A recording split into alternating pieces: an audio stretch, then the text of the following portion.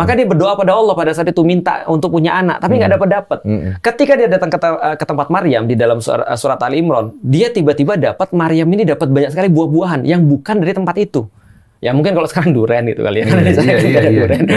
Ini perkiraan gambarannya atau pisang dan segala macam lah.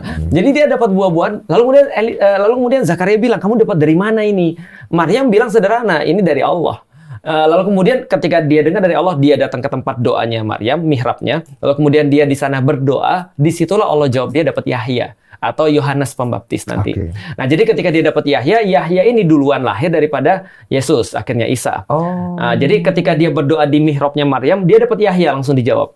Nah, kemudian dia nanya, aku dapat anak, nggak mungkin. Bayangin, ini ada nabi minta-minta sendiri, tapi ragu-ragu sendiri ketika dijawab gitu kan ya. Itu masih manusia. Masih manusia. Ini membuktikan bahwa dia masih manusia. Nah, ketika itu Allah bilang, sama aku pikir cerita di dalam Alkitab, Allah bilang bahwa kamu tidak akan bisa ngomong 3 hari.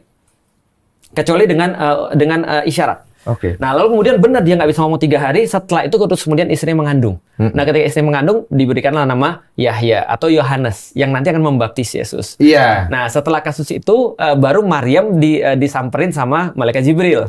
Nah, malaikat Jibril bilang kamu akan mengandung. Maryam bilang aku nggak punya siapa-siapa, aku nggak pernah digauli siapapun, bahkan dekat aja tidak. Bagaimana aku bisa hamil? Lalu kemudian Jibril bilang kamu sudah ditentukan kamu hamil. Lantas tiba-tiba dia hamil. Menurut pendapat para ulama 1 malam aja.